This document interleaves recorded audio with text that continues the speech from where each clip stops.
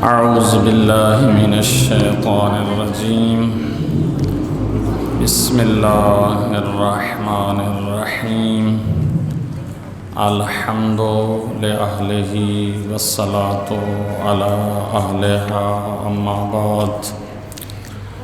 فقد قال الله تعالى في القرآن المجيد والفرقان الحميد وقوله الحق أصدق القائلين. بسم الله الرحمن الرحيم. قل إن صلاتي ونسكي ومحياي ومماتي لله رب العالمين. قال امام علی علیہ الصلاۃ والسلام: الاخلاص عبادۃ المتقربین. صلوات اللہ وسلم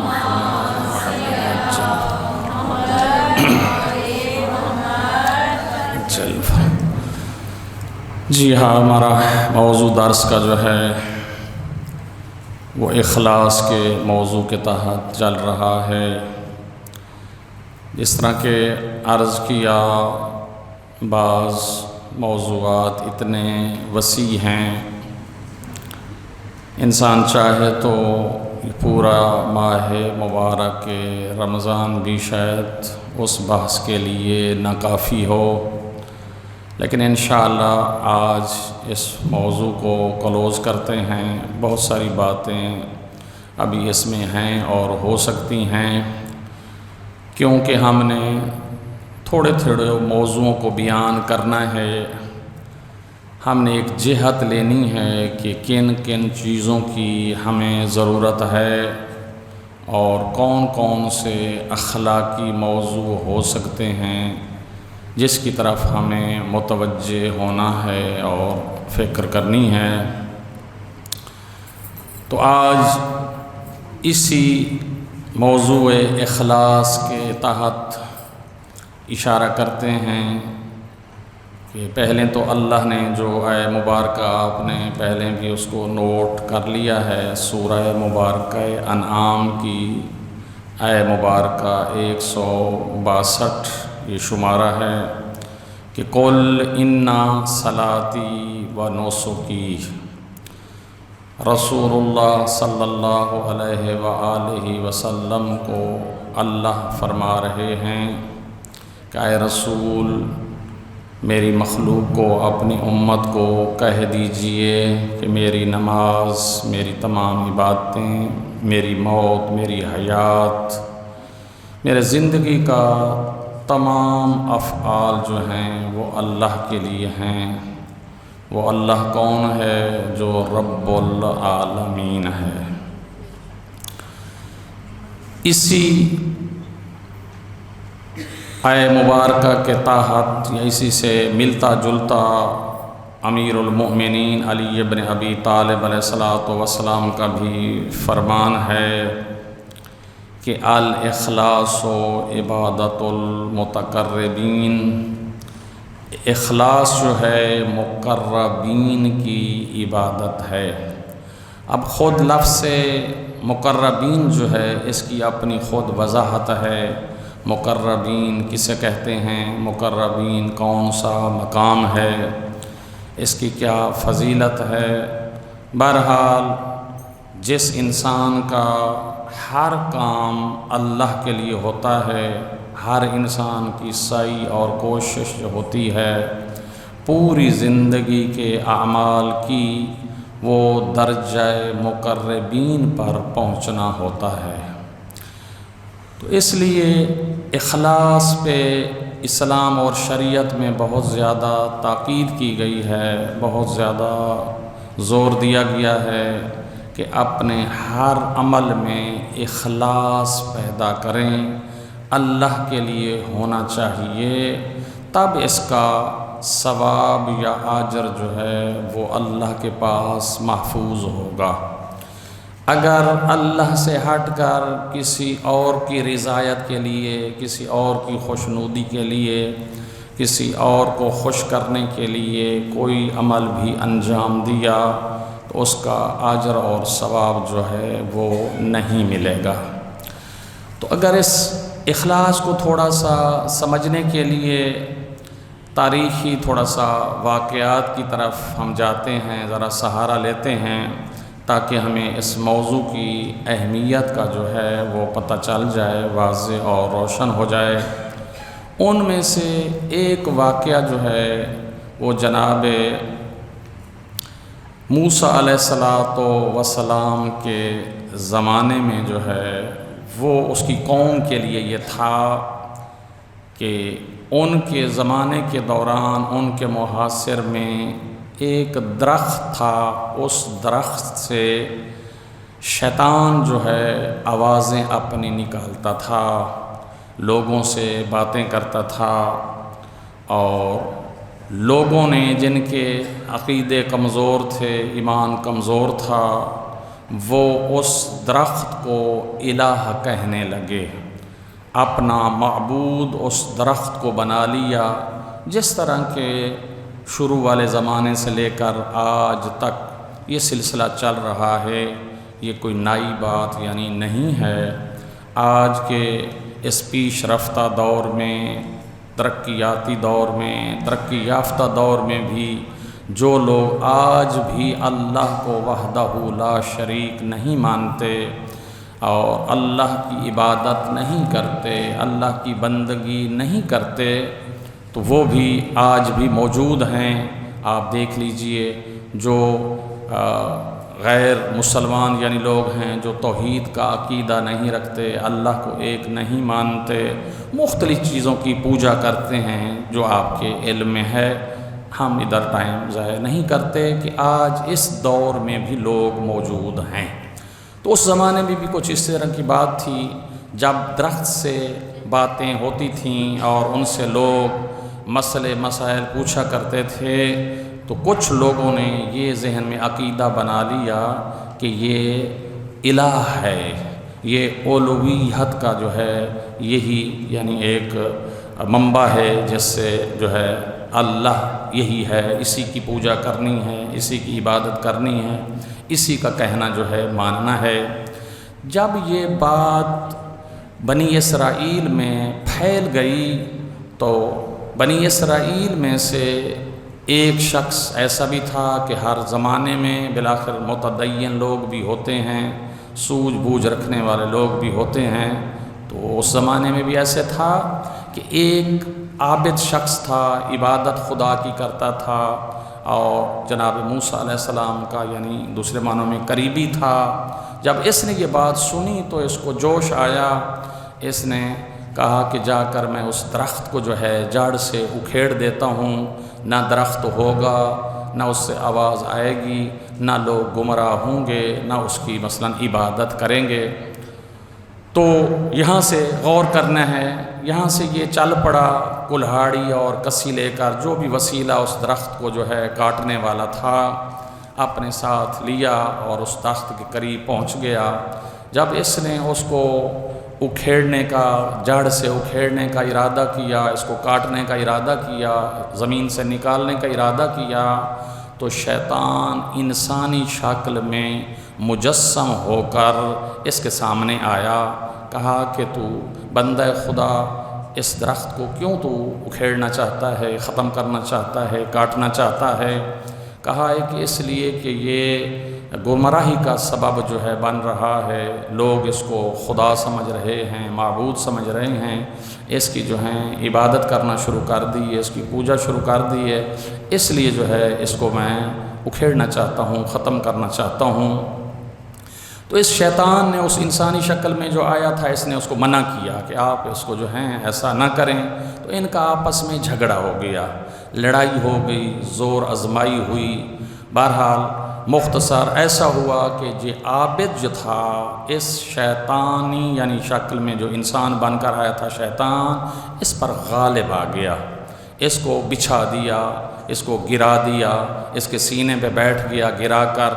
کہا کہ میں نے اس کو کاٹنا ہے۔ جب اس شیطان نے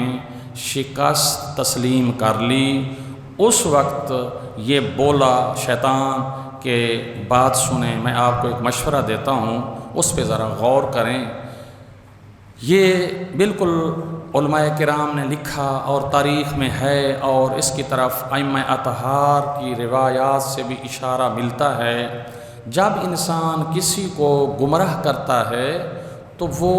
انسان کی سوچ کے مطابق جو ہے انسان کے ذہن میں ایسے خیال ڈالتا ہے۔ فرق ہوتا ہے ایک بازاری کو کس طرح گمراہ کرنا ہے، ایک جوان کو کس طرح گمراہ کرنا ہے، ایک دیندار کو کس طرح گمراہ کرنا ہے۔ اسی طرح یعنی گمراہی کے بھی اس کے الگ الگ جو ہیں وہ طریقے ہیں، الگ الگ جو ہیں اسباب اور سبب ہیں۔ تو اس نے کہا کہ دیکھیں بھئی عابد صاحب، بات یہ ہے کہ آپ زیادہ سے زیادہ اس درخت کو کاٹنا چاہتے ہیں کہ آپ جو ہے نا یہ ثواب حاصل کریں اور اللہ کا قرب حاصل کریں۔ اللہ کے قرب کے لیے آپ اس کو ختم کرنا چاہتے ہیں تاکہ لوگ اس کی پوجا نہ کریں۔ میں آپ کو اس سے بھی ایک بہترین طریقہ بتاتا ہوں جو آپ کو اس سے بھی زیادہ ثواب ملے گا اور بہتر ہوگا۔ کہا کیا طریقہ ہے؟ کہا وہ طریقہ یہ ہے کہ میں آپ سے یہ وعدہ کرتا ہوں آپ اس درخت کو نہ کاٹیں، اور جب تک آپ زندہ ہیں اور آپ کیونکہ عابد ہیں، ہر وقت اللہ کی عبادت کرتے رہتے ہیں، مصلی پہ رہتے ہیں، جب بھی آپ عبادت کریں گے اور مصلی اٹھائیں گے، مصلی کے نیچے جو ہیں آپ کو چاند درہم دینار جو ہیں وہ ملیں گے۔ آپ وہ درہم اور دینار اٹھا کر جا کر فقراء میں تقسیم کریں اور ان کو جو ہیں مثلاً جو ضرورت کی چیزیں ہیں وہ لے کر دیں، تو اس سے بھی زیادہ ثواب ہوگا، اور اس طرح جو ہے آپ کی بلے بلے بھی ہو جائے گی، آپ کی شہرت بھی ہو جائے گی، اور آپ کو ثواب بھی جو ہے بہت زیادہ ملے گا۔ یہ میں آپ سے وعدہ کرتا ہوں جب تک تو زندہ رہے گا یہ جو ہے یہ پیسے آپ کو مصلی کے نیچے سے جو ہے ملتے رہیں گے۔ تو عابد کے ذہن میں آ گئی چلو یہ ایک مجھے کیا کہتے ہیں کہ خدمت کرنے کا موقع مل رہا ہے، تو اس نے اس کو چھوڑ دیا۔ کہا چلو ٹھیک ہے، آپ نے میرے ساتھ جو وعدہ کیا ہے میں دیکھتا ہوں اگر تو ایسا کرتا ہے تو ٹھیک ہے، میرا مقصد جو ہے وہ نیکی کرنا ہے، عبادت کرنا ہے، تو یہ بھی نیکی کا کام ہے، تو میں ایسے کرتا ہوں۔ تو ایسا ہی ہوا کہ اس نے اس کو چھوڑ دیا، اور یہ عبادت جب عبادت کرتا تھا تو اس کے نیچے مصلی سے جو ہیں وہ درہم دینار جو ہوتے تھے جس طرح اس نے کہا وہ خرچ کرتا تھا۔ چند دن تو ایسے ہوتا رہا، لیکن چند دنوں کے بعد جو ہیں یہ درہم اور دینار جو ہیں وہ مصلی کے نیچے سے ختم ہو گئے۔ اس کو دوبارہ جو ہے دیکھا کہ اس نے میرے ساتھ دھوکہ کیا ہے، دوبارہ اس کو جوش آیا، پھر اس نے وہی کام کیا پہلے والا، وہی کولہاڑا اٹھایا اور کسی اٹھائی اور چل پڑا۔ تو جا کر اس درخت کو دوبارہ جو ہے کہا کہ اس کو میں جو ہے ختم کرتا ہوں، اس کو جڑ سے اکھیڑتا ہوں۔ تو وہی انسانی شکل میں شیطان دوبارہ آیا، ابلیس دوبارہ آیا، وہی بات ہوئی، لیکن نتیجہ ہم نے یہاں سے لینا ہے۔ اس دفعہ ایسا ہوا کہ یہ عابد جو ہے اس سے شکست کھا گیا، شیطان جو تھا وہ اس پہ غالب ہو گیا۔ عابد نے وجہ پوچھی، وہی تو ہے، وہی میں ہوں، وہی سلسلہ ہے، لیکن اگلی دفعہ یعنی گزشتہ دفعہ جو ہے میں غالب آ گیا تھا، ابھی آپ مجھ پہ غالب آ گئے ہیں، وجہ کیا ہے؟ اس وجہ، اس راز کو سمجھنا ہے۔ تو اس ابلیس نے یا خود اس کے ذہن میں آیا، بہرحال ابلیس نے یہ بات اس کے ذہن میں ڈالی، کہا کہ جب پہلی مرتبہ تو آیا تھا اخلاص کے ساتھ آیا تھا، خلوص کے ساتھ اس کو ختم کرنے کے لیے آیا تھا، عبادت کی نیت سے آیا تھا کہ لوگ گمراہ نہ ہوں، اس درخت کو جو ہے جڑ سے کاٹ دیا جائے، ختم کر دیا جائے۔ ابھی جو تو آیا ہے وہ درہم اور دینار کے لالچ میں آیا ہے، لہٰذا تیری سوچ میں جو ہے فرق آ گیا ہے، اس اخلاص میں جو ہے فرق آ گیا ہے، اس لیے جو ہے نتیجہ بھی وہ تبدیل ہو گیا۔ پہلے نتیجہ اور تھا کہ تو غالب آ گیا تھا، اب جو ہے میں آپ پہ جو ہے وہ غالب آ گیا ہوں۔ تو نیت جب ارادہ تھوڑا سا بدلا تو اس کا نتیجہ بھی بدل گیا۔ اسی کو کہتے ہیں ہم جب تک اللہ کے لیے ہر کام کریں گے اس کا اجر اور ثواب جو ہے بہت زیادہ ہوگا اور محفوظ ہے۔ ایک مرتبہ نہیں، قرآن میں کئی مرتبہ جو ہے یہ بات ثابت ہے، اور اللہ نے فرمایا ہے، اللہ کا وعدہ ہے، جو بھی اللہ کے لیے کرے گا اللہ تعالیٰ اس کو بلکہ 10 گنا جو ہے اضافہ کر کے اس کے نام اعمال میں اس کا ثواب جو ہے وہ اس کو عطا کرے گا اور اس کو دے گا۔ تو یہاں ہماری نیت بھی یہی ہونی چاہیے، ہم یہاں درس میں آ رہے ہیں تو للہ آنا چاہیے،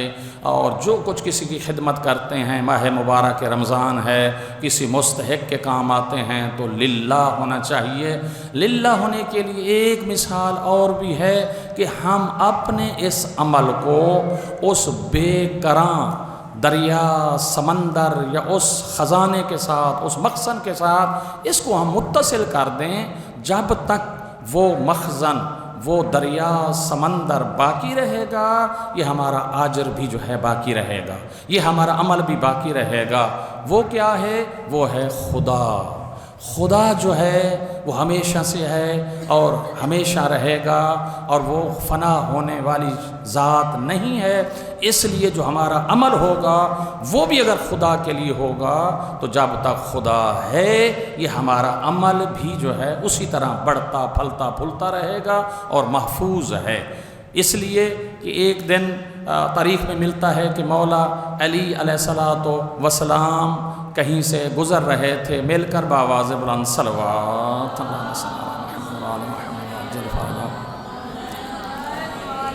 تو حضرت نے ایک شخص کو دیکھا کہ وہ راستے میں بیٹھ کر جو ہے گریہ کر رہا ہے، رو رہا ہے۔ اس پریشانی کا سبب مولا نے پوچھا تو اس رونے والے نے یہ جواب دیا کہ میں کسی کو چاہتا تھا، کوئی میرا دوست تھا، آشنا تھا، جاننے والا تھا، جس سے میں محبت کرتا تھا، میرا بہت قریبی تھا،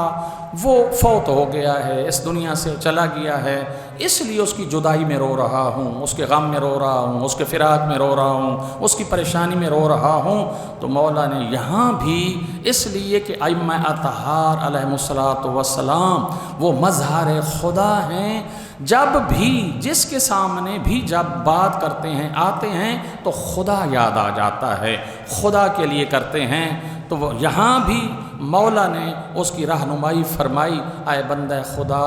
ایسے شخص کو، ایسے فانی کو، ایسے ختم ہونے والے کو تو دوست کیوں بنایا؟ تو نے اس کے ساتھ محبت کیوں کی؟ اس کو کیوں قریبی سمجھا جس نے ایک دن آپ کو چھوڑ جانا تھا، یا جس کو آپ نے ایک دن چھوڑ جانا تھا؟ تو اس کے ساتھ ایسا تو نے کیوں اتنا لگاؤ لگایا اور دل لگائی کہ آپ تو پریشان ہے؟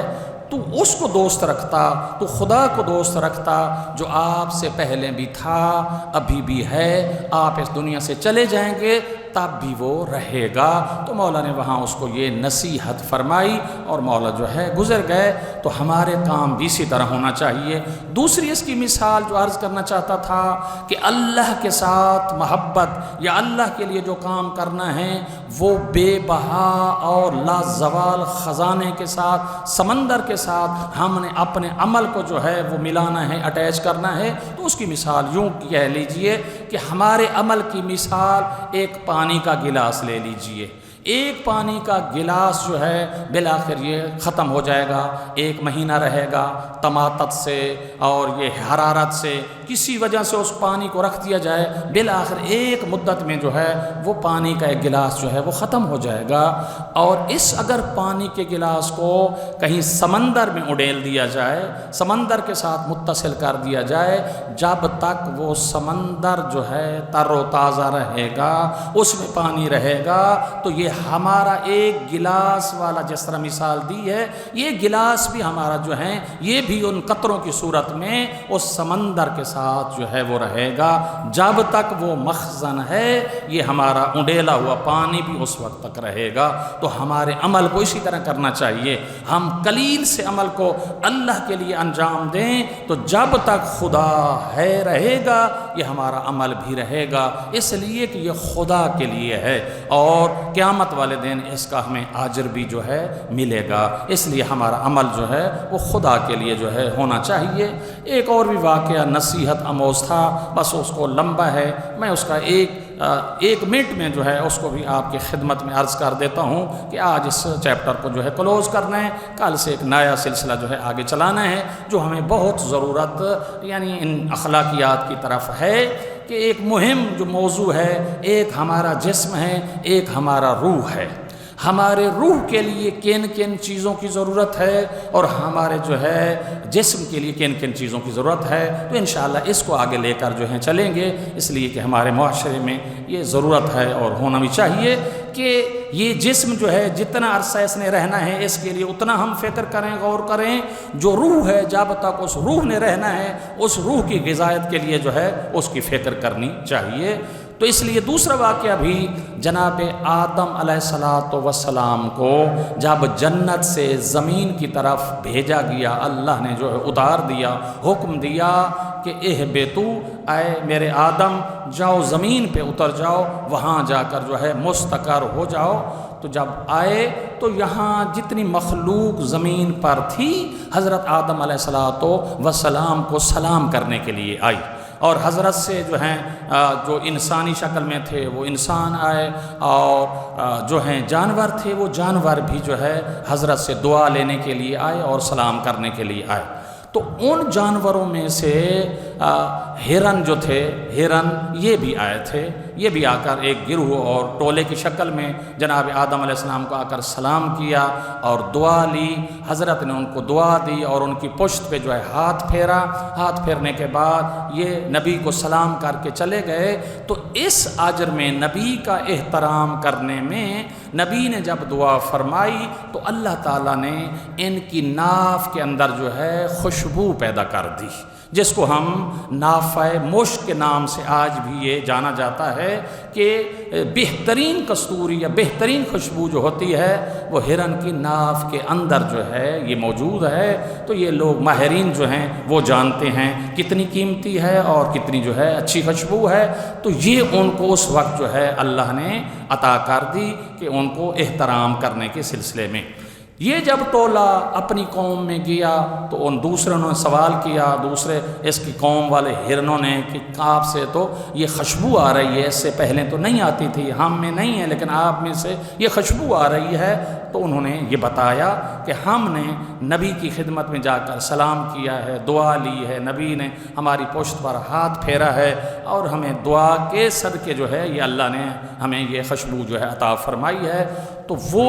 ہرن بھی جو ہے نبی آدم علیہ السلام کو جو ہے چلے اور آ کر کہا کہ ہم بھی جا کر نبی کا سلام کرتے ہیں۔ وہ بھی آئے، نبی نے دعا بھی کی، ہاتھ بھی پھیرا، شفقت کا ہاتھ بھی پھیرا، لیکن وہ خوشبو ان کے اندر وہ پیدا نہ ہوئی۔ تو پوچھا گیا کیوں ایسا ہوا؟ کہا اس لیے کہ ان کی نیت اور تھی،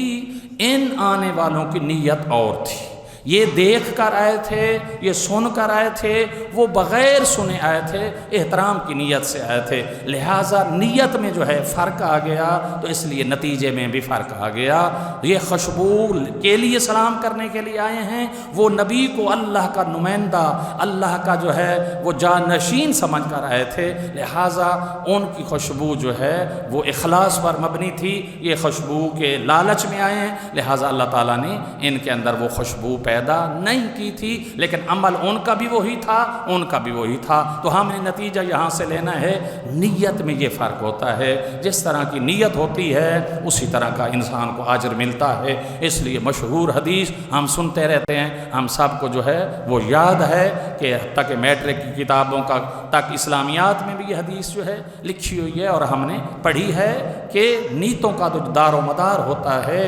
وہ کیا ہوتا ہے؟ اس خلوص پر ہوتا ہے جو انسان کی نیت ہوتی ہے۔ اعمالوں کا دار و مدار نیات پہ ہوتا ہے، تو اس لیے نیت جس طرح اللہ کے لیے ہوگی تو وہ عمل بھی جو ہے اتنا ہی وہ بہتر اور افضل ہوگا۔ لہٰذا اس طرح کی بہت ساری مثالیں جو ہیں موجود ہیں۔ بس ایک اشارہ اور کر کے چند آپ کی خدمت میں جتنے منٹ ہیں احکام کی طرف آتے ہیں۔ امام زین العابدین علیہ السلام، حضرت کا ایک پیارا صحابی تھا، حضرت اس نے ایک مکان بنایا، حضرت اس کے گھر تشریف لے گئے تو حضرت نے ماشاءاللہ مکان دیکھا، اس میں دعا کی اور کہا کہ ماشاءاللہ بہت اچھا ہے، تو اس میں سے حضرت نے وہاں بھی نصیحت فرمائی، یہ مظہر خدا ہیں، کوئی موقع بھی ہاتھ سے نہیں جانے دیتے۔ تو حضرت نے پوچھ لیا یہ تو نے جو ایک سوراخ رکھا ہے مکان کا، یہ کس لیے رکھا ہے، کیا ہے، آپ کی نیت کیا تھی؟ تو جواب دیا یا حضرت آپ جانتے تو ہیں لیکن آپ نے پوچھا ہے تو میں ضرور عرض کرتا ہوں، اس لیے ہے یہاں سے ہوا کراسنگ کرے گی، ہوا کا جو ہے آنا جانا ہوگا۔ حضرت نے فرمایا یہ بھی آپ کی نیت درست تھی، یہ بھی ٹھیک تھی، ٹھیک ہے، یہ بھی آپ نے ٹھیک کیا ہے، لیکن تھوڑا سا آپ نیت میں تھوڑا سا فرق کر لیتے، تھوڑا سا نیت کو تبدیل کر لیتے نا، جب تک یہ مکان رہتا اور آپ کے نام اعمال میں اس کا ثواب لکھا جاتا، آپ نیت یہ کر لیتے کہ جب اذان کی آواز آتی، اس سوراخ سے میں اگر اندر مکان میں بیٹھا ہوں گا تو میرے تک یہ اذان کی آواز پہنچ جاتی۔ اگر نیت آپ کی یہ ہوتی دونوں کام ہوتے رہتے، یہ ہوا کا سلسلہ یہ بھی آپ کو آتا رہتا جو جس نیت اور قصد سے آپ نے ابھی رکھا ہے، اور یہ اذان والی اگر نیت ہو جاتی تو یہ آپ کو اس سے بھی کئی گنا جو ہے دگنا ثواب جو ہے وہ ملتا رہتا۔ تو بس ہر کام میں انسان کی نیت جو ہوتی ہے بڑی مہم ہوتی ہے، اس پہ جو ہے ہم ہر عمل میں دیکھیں یہ جو کام کر رہے ہیں یہ اللہ اس میں راضی ہے یا نہیں ہے، اہل بیت اس میں راضی ہیں یا نہیں ہے، بالخصوص ہمارے وقت کے امام جو ہیں اس میں راضی ہیں یا نہیں ہیں، تو انشاءاللہ ہماری زندگیاں کامیاب ہو جائیں گی دنیاوی طور پر بھی اور اخروی طور پر بھی، اگر ہم اپنے اعمال کو جو ہیں اس طرح اللہ کی رضایت کے لیے جو ہیں وہ انجام دیں گے۔ تو ہمارے درس کا جو ہے وہ سلسلہ دو چیزوں پر مشتمل ہے، تو احکام بھی ہم نے ساتھ ساتھ لے کر جو ہیں چلنے ہیں، ضرورت کے احکام جو ہیں وہ بھی ضروری ہیں، تو ان میں سے عرض کیا تھا تمام شریعت کے احکام جو ہیں وہ ضروری ہیں، لیکن ہمارا کیونکہ یہ پیریڈ، یہ وقت، یہ زمان محدود ہے، ہم نے اسی کے مطابق انشاءاللہ اہم مہم کو مد نظر رکھتے ہوئے جو ہمیں ضرورت ہے اس کو ہم جو ہیں آپ کی خدمت میں عرض کریں گے۔ تو ان میں سے ہم نے سب سے پہلے جو ہے انتخاب کیا کہ تقلید کا مسئلہ جو ہے وہ بہت زیادہ مہم ہے، تقلید ہماری درست ہوگی، تقلید پر ہمارا عقیدہ درست ہوگا تو باقی اعمال جو ہیں فروع دین میں بھی درست ہوں گے۔ اس کے بعد ہم نے انتخاب کیا کہ انسان کا جو ہے وہ وضو صحیح ہونا چاہیے، اگر وضو صحیح ہوگا تو باوضو ہو کر جو ہم عبادات انجام دیں گے وہ صحیح ہوں گی، اگر وضو ہی صحیح نہیں ہوگا، طہارت ہی صحیح نہیں ہوگی، جس عمل کے لیے طہارت لازم ہے تو وہ اگر طہارت بھی نہ ہوئی تو وہ عمل جو ہے اللہ کی بارگاہ میں قابل قبول نہیں ہوگا۔ تو پھر عرض کرتا ہوں اسی طرح اگر ہم چاہیں تو یہی وضو کے مسئلے ہی پورے ماہ مبارک رمضان میں جو ہے بیان ہو سکتے ہیں اور جا ہے اور ہو سکتے ہیں، لیکن یہاں بھی ہم اختصار کے ساتھ آگے بڑھیں گے، اس لیے کہ بس تھوڑا تھوڑا جو ہے ہمیں احساس ہوتا جائے یہ مسئلہ بھی بہت ضروری ہے، یہ مسئلہ بھی بہت ضروری ہے، اس میں بھی ہم میں کمی تھی، اس میں بھی ہمارے اندر کمی تھی، یہ بھی ہم نہیں جانتے، یہ بھی ہم نہیں جانتے، تو اس لیے وہ حدیث جو ہے عرض کی تھی کہ اطلبوا العلم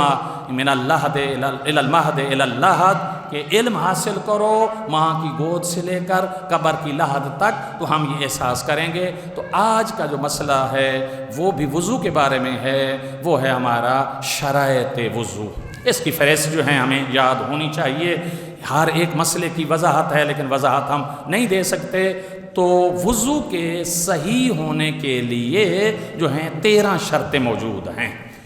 ہمیں اتنا تو علم ہے، ہم جانتے ہیں ایک شرط ہوتی ہے، ایک مشروط ہوتا ہے، اگر شرط کا وجود ہوگا وہ مشروط متحقق ہوگی، اگر شرط کا وجود متحقق نہیں ہوگا تو مشروط کا وجود بھی متحقق نہیں ہوگا۔ مثلا ہم مثال دی جائے، کسی کو کہا جائے میری بہن اگر آپ میرے گھر میں آئیں گی تو میں آپ کو فلاں چیز دوں گی یا آپ کا احترام کروں گی، یہ شرط ہے، یعنی اب کیا ہے، آنا جو ہے شرط ہے، آپ اس کہنے والی بہن کے گھر جائیں گی تو آپ کا وہ احترام بھی ہوگا اور آپ کو جو چیز کا وعدہ دیا گیا ہے وہ بھی آپ کو ملے گی۔ اگر ہم اس کے گھر نہیں جائیں گے وہ چیز بھی نہیں ملے گی اور وہ احترام بھی نہیں ہوگا۔ تو اب ہمارا جانا جو ہے یہ شرط ہے، وہ چیز جو ہمیں حاصل ہوگی وہ مشروط ہے۔ تو اسی طرح وضو کے لیے بھی یہ شرائط ہیں، یہ شرطیں پائی جائیں گی ہمارا وضو صحیح ہوگا، یہ شرطیں نہیں پائی جائیں گی تو ہمارا وضو جو ہے باطل ہوگا، نہیں ہوگا۔ تو پہلی شرط یہ ہے جس پانی سے ہم وضو کر رہے ہیں وہ پانی پاک ہو۔ پہلی شرط وضو کے لیے یہ ہے پانی پاک کے ساتھ ہم نے جو ہے وہ وضو کرنا ہے، یہ پہلی شرط۔ دوسری شرط یہ ہے کہ جس پانی سے ہم وضو کر رہے ہیں وہ پانی مطلق ہو، خالص ہو، یعنی آب خالص جسے کہتے ہیں اس میں کوئی چیز ملی ہوئی نہ ہو۔ ہم کہہ دیتے ہیں شربت سے جو ہے وضو نہیں ہوتا، پی سکتے ہیں شربت کو، حلال ہے، پاک ہے، درست ہے، لیکن ہم شربت سے وضو کرنا چاہیں تو وضو نہیں کر سکتے۔ دودھ کا مرتبہ اس سے بھی بلند ہے، زیادہ عظمت سے ہمیں دیکھتے ہیں اور مفید چیز ہے۔ دودھ سے بھی ہم چاہیں تو وضو کرنا چاہیں تو وضو ہم نہیں کر سکتے، یعنی مطلق پانی کے ساتھ، خالص پانی کے ساتھ جو ہے وہ وضو کرنا جو ہے وہ شرط ہے۔ تیسری شرط وہ وضو کا پانی جس سے ہم وضو کر رہے ہیں وہ مباح ہونا چاہیے۔ مباح معنی کیا؟ یعنی انسان کی اپنی ملکیت ہو، قیمتاً خریدا گیا ہو، یا کسی دوست کے گھر، ہمسائے کے گھر،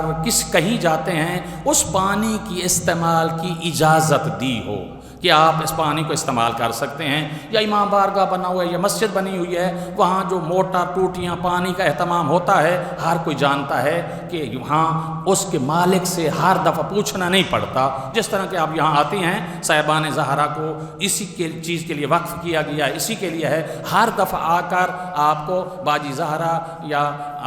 باقر رضا محترم سے یا کسی اور وارث سے آپ کو اجازت نہیں لینا پڑتی کہ مباح ہے آپ کے لیے۔ انہوں نے پہلے دن سے ارادہ اور قصد کر لیا ہے جو بھی آئے گا یہاں صاحبان زہرا میں یہ پانی جو ہے واش روم کا استعمال کرنا اور پانی کا استعمال کرنا ان کے لیے مباح ہے، تو ہر دفعہ اجازت لینے کی ضرورت نہیں ہے۔ اسی طرح کسی کے گھر آپ مہمان ہوتے ہیں جا کر تو وہاں مالک سے پوچھنے کی ضرورت نہیں ہوتی، اس کی رضایت شامل ہوتی ہے۔ جب مہمان آیا ہے تو اس کو ضرورت پڑ سکتی ہے تو وہ وضو بھی کر سکتا ہے، اگر واش روم میں جانا چاہتا ہے تو وہاں بھی جا سکتا ہے۔ تو یہ مباح، جس پانی سے ہم وضو کر رہے ہیں وہ پانی مباح ہو۔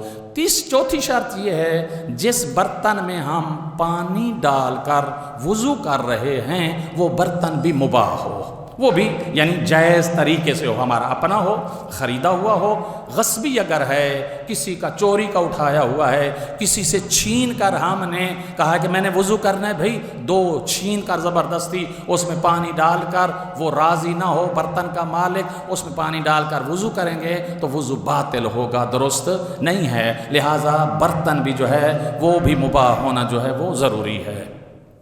پانچویں شرط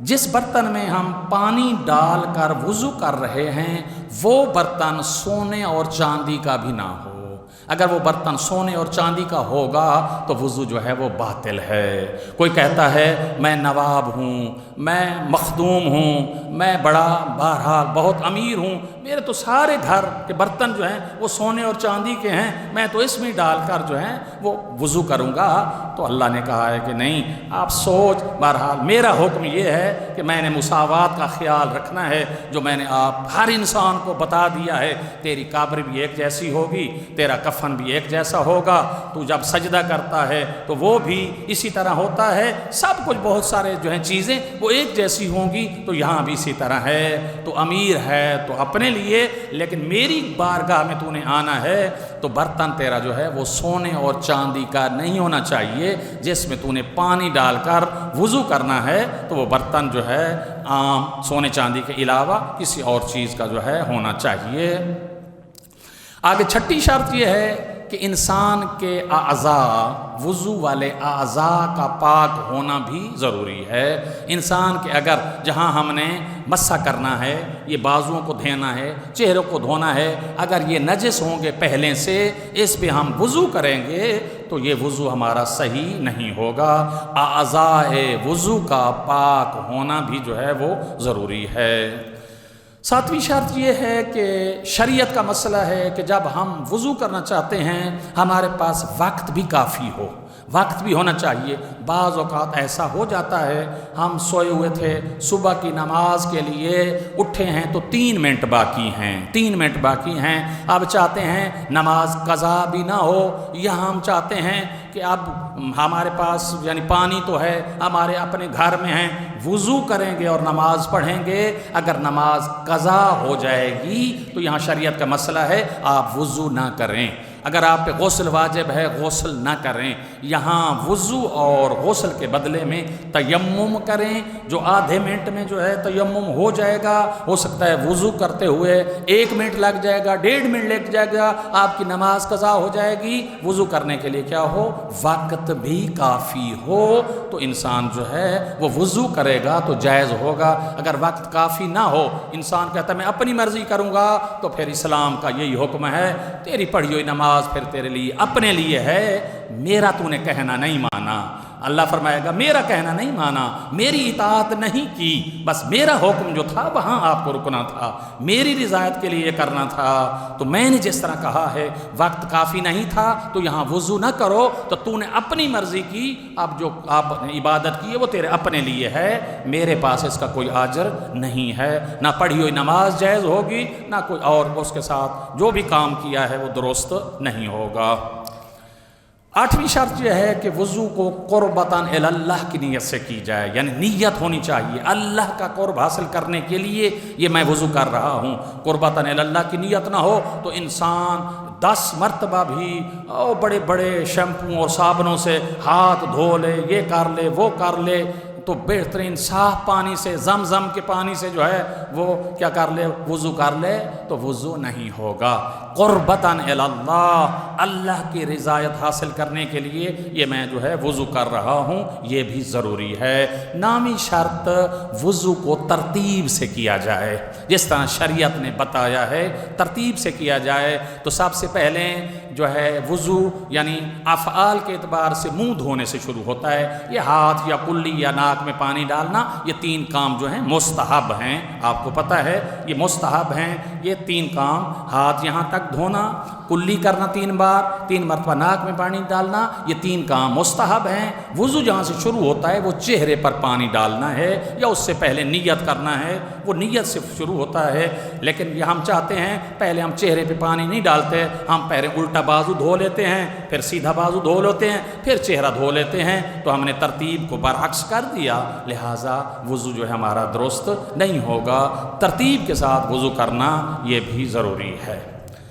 آگے 10ویں شرط جو ہے وہ یہ ہے کہ پائے در پائے مسلسل لگاتار وضو کیا جائے، جس طرح ہماری بہن نے اشارہ کیا تھا، ہماری ایک بہن وضو یہاں سے کرتی ہے، بس سجا کر دروازے گیٹ کے قریب کرتی ہے، تو ایسا بھی نہیں کرنا، یہی مسئلہ ہے۔ یہ شرط جو ہے وہ ختم ہو جائے گی، تسلسل باقی نہیں رہے گا تو وضو بھی ہمارا باطل ہوگا، یعنی مسلسل فقہی اصطلاح میں اس کو کہتے ہیں پائے در پائے، لگاتار جو ہے وہ یعنی وضو کے افعال کو انجام دینا۔ چہرہ دھو لیا ہے فوراً سیدھا بازو دھونا ہے، سیدھا بازو دھو لیا ہے الٹا بازو دھونا ہے، اس کے بعد سر کا مسح کرنا ہے، پاؤں کا مسح کرنا ہے، یعنی وقفہ درمیان میں نہیں کرنا۔ ایسا نہ ہو کہ چہرہ دھو لیا، کوئی سہیلی کوئی ملنے والا جاننے والا آ گیا، 2-3 منٹوں سے باتیں خوب کر لیں، اس کے بعد آگے بازو دھونا شروع کیا، جتنے میں جو ہے وہ منہ پہلے دھویا تھا خشک ہو گیا تھا، تو بہرحال نہ بھی خشک ہوا ہو تب بھی یہ فاصلہ آ گیا ہے تو وضو جو ہے درست نہیں ہوگا۔ 11ویں شرط یہ ہے کہ انسان خود وضو کرے، خود وضو کرے، یہاں بھی ہے، اللہ تعالیٰ نے اس کو ظاہری طور پر حیثیت دی ہوئی ہے، بہت سارے غلام نوکر چاہنے والے بہت سارے کھڑے ہیں، سردار صاحب، ملک صاحب، چودھری صاحب، خان صاحب، مخدوم صاحب، بس آپ چارپائی اور کرسی پہ بیٹھے رہیں، آپ کا وضو ہم ہی کرا دیں گے، بس آپ زحمت نہ کریں، آرام سے بیٹھیں۔ تو یہاں بھی اجازت اس طرح نہیں ہے، یہ اللہ کا کام ہے تو خود ہم نے کرنا ہے، خود کرنا ہے۔ حتیٰ کہ کبھی ایسا ہو جائے آپ کے احترام میں، یا کبھی آپ کسی کو دیکھتے ہیں لوٹے سے کوئی پانی ڈال رہا ہو، کسی برتن سے پانی ڈال رہا ہو، آگے کوئی وضو کر رہا تو تب بھی وضو باطل ہے۔ انسان اپنے ہاتھ سے خود برتن اٹھائے اور ہاتھوں پہ پانی ڈالے، خود جو ہے انسان جو ہے وہ وضو کرے، کسی سے وضو میں مدد نہ لے، مدد لینا جو ہے وہ حرام ہے، درست نہیں ہے۔ 12ویں شرط یہ ہے کہ پانی کے استعمال میں کوئی رکاوٹ بھی نہ ہو۔ انسان زخمی ہو گیا ہے، پٹی باندھی ہوئی ہے، زخم ہے، مسئلہ ہے، تو پانی ڈاکٹر نے منع کیا ہے، آپ کے اعضاء پر جو ہے پانی نہیں لگنا چاہیے، یا اس پہ کوئی ایسی چیز چڑھی ہوئی ہے یا کوئی رکاوٹ ہے، جو بھی ہے بہرحال پانی منع نہ ہو انسان کو۔ اگر کسی ماہر نے اور کسی قابل شخصیت نے منع کر دیا ہے کہ آپ نے اس زخم پر پانی نہیں لگانا، تو پھر ہم اس کی بات مان لیں۔ شریعت نے کہا ہے، اس کو کہتے ہیں وضو جبیرہ، وضو جبیرہ کر لینا چاہیے، پھر جو ہے یہاں جو ہے پانی جو ہے وہ استعمال نہیں کرنا۔ 13ویں اور آخری شرط جو ہے وہ یہ ہے کہ پانی اعضائے وضو تک پہنچنے میں کوئی چیز رکاوٹ بھی نہ ہو۔ تیل لگا ہوا ہے، گھی لگا ہوا ہے، سخت قسم کی ایسی چکناہٹ والی کوئی کریم لگی ہوئی ہے چہرے پہ یا بازوؤں پہ، اس کو پہلے صابن سے دور کرنا ہے۔ جسم کو، اعضائے وضو کو جو ہیں صاف کرنے کے بعد، خشک کرنے کے بعد، یا خشک نہ بھی کریں تو حد اقل وہ رکاوٹ، وہ چکناہٹ یا ایسی چیز جو ہے اس کو پہلے دور کرنا ہے۔ دور کرنے کے بعد جو ہے ہم نے جو ہے وضو کرنا ہے۔ یہ